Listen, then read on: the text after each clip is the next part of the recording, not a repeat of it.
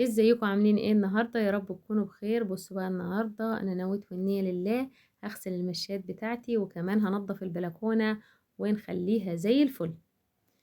انا بقى استغليت الفرصه لما يكون عندي اكل، بشوف اي حاجه ناقصاني في الشقه واقوم اعملها.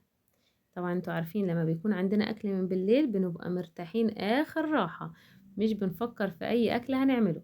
فانت لما يكون عندك اكل طبعا استغل الوقت ده، وتاني يوم تروحي عامله حاجه انت عايز تعمليها في الشقه.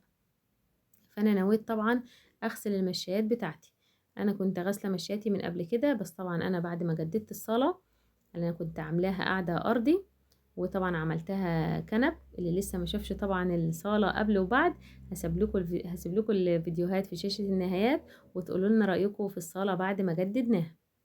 فانا كنت فرشه مشيات تحت الشلت، فطبعا شلتها، فلازم هتتغسل، فطبعا هنغسلها مع بعض. والمشيات دي بتاعت الاوضه بتاعتي كمان هغسلها معاهم بالمره، عشان نبقى كده غسلنا كل مشياتنا وسجادنا ايه، ونفرشه على نظافة.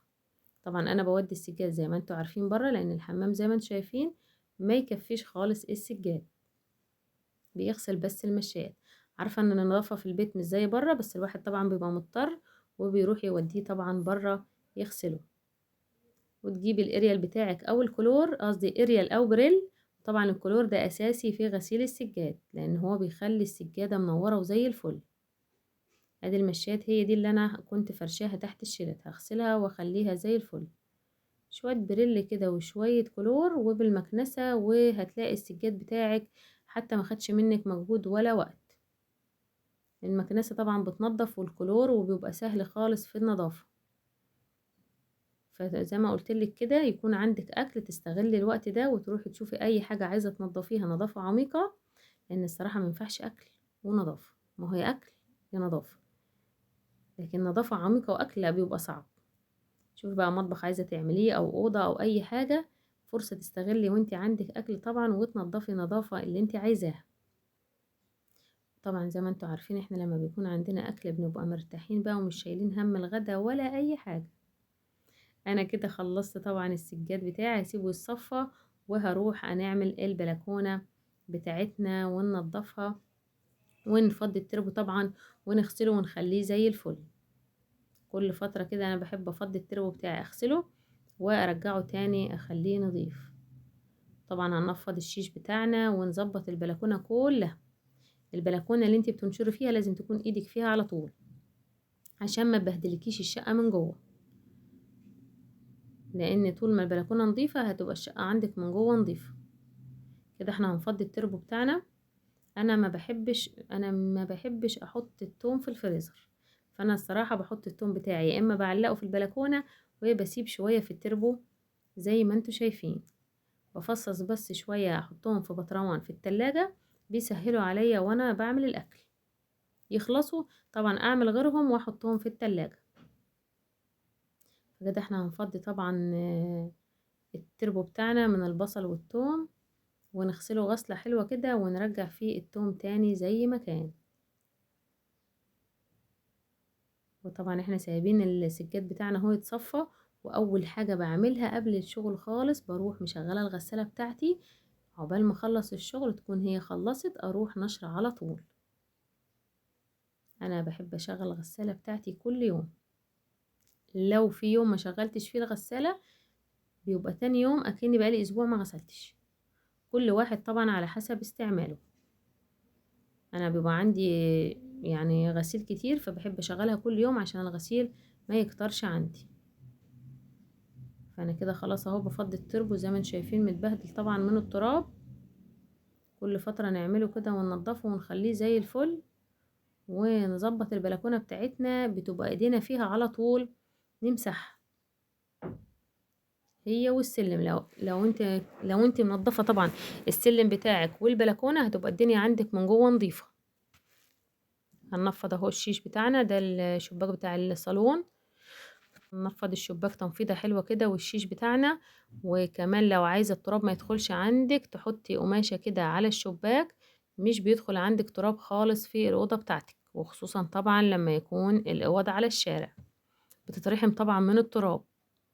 فهننفض الشيش بتاعنا وهننفض البلكونة ونكنسها كنسة حلوة ونمسحها ونخليها زي الفل. شايفين كده؟ خلصنا اهو الشباك بتاعنا، وكمان هننفض الشيش ونخليه زي الفل. انا كان عندي طبعا البلكونه كده متبهدله، كان عندي عمال بيطلعوا رمله فبهدلوا لي طبعا البلكونه، فقلت بقى امسكها بقى بالمره واظبطها واخليها زي الفل واخلص منها، عشان بعد كده تبقى النظافه العاديه نمسح وننشر على طول. فاحنا كده خلاص اهو نفضنا الشيش بتاعنا، نكنسها كنسه حلوه كده ونرجعها نضيفه زي الاول. اهو شايفين مبهدله ازاي؟ ده كده البلكونه جايبه اخرها.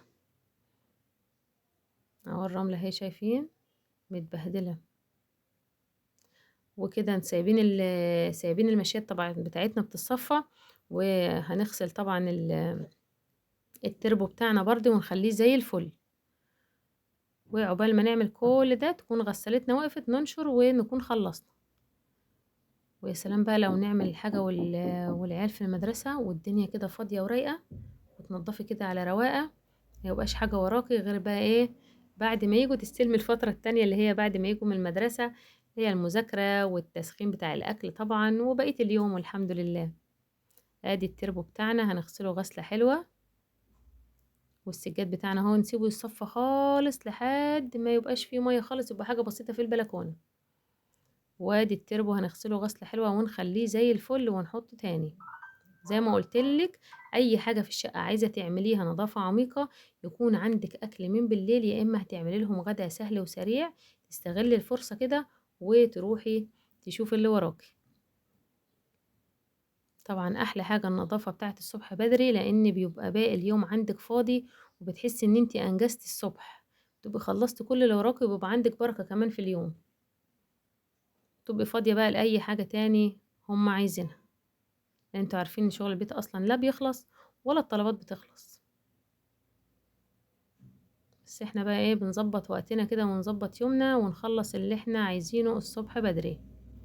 خلاص كده اهو غسلنا التربو بتاعنا، هنسيبه طبعا التاني يتصفى، ونرجع التوم بتاعنا ونخليه في التربو.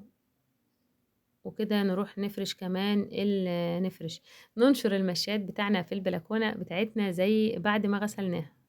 مش فاهمة انا ايه اللخبطة دي.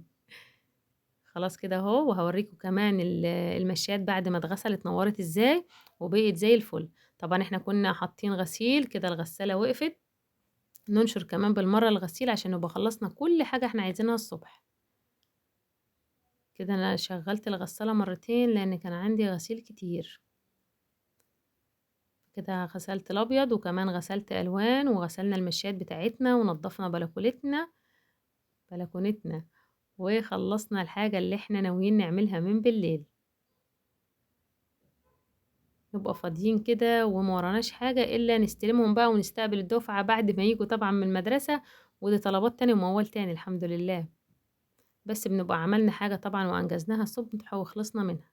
ادي السجاد بتاعنا بعد ما غسلناه شايفين منور ازاي، كلور وشوية اريال بيخليلك السجاد زي الفل. وادي البلكونة خلصناها وخليناها زي الفل. والتربو بتاعنا هنشوفه كده، انا رجعت طبعا فيه التوم تاني ورصيته. ومصنع السلالة اللي انتوا شايفينه ده ما عنديش حتة تاني احطها فيلا في البلكونة. اهو شايفين، وادي الغسيل نشرناه وخلصنا كل حاجة هي علينا عملناها الصبح. وادي التربو بتاعنا وحطينا فيه التوم والبصل طبعا. وكده خلصنا البلكونة بتاعتنا، او خلصنا الحاجة اللي احنا ناويين نعملها. فانت اي حاجة انت ناوية تعمليها اعمليها الصبح بدري، وتكوني خلصتي كل اللي وراكي. وانا كده خلصت الحاجة اللي انا ناوية اعملها من بالليل. واديكوا شايفين اهو البلكونة بقت زي الفل، والسجاد زي الفل ومنور. كده الفيديو بتاعنا خلص، ويا رب يكون الفيديو عجبكم. ما تنسوش اللايك والشير والاشتراك في القناة.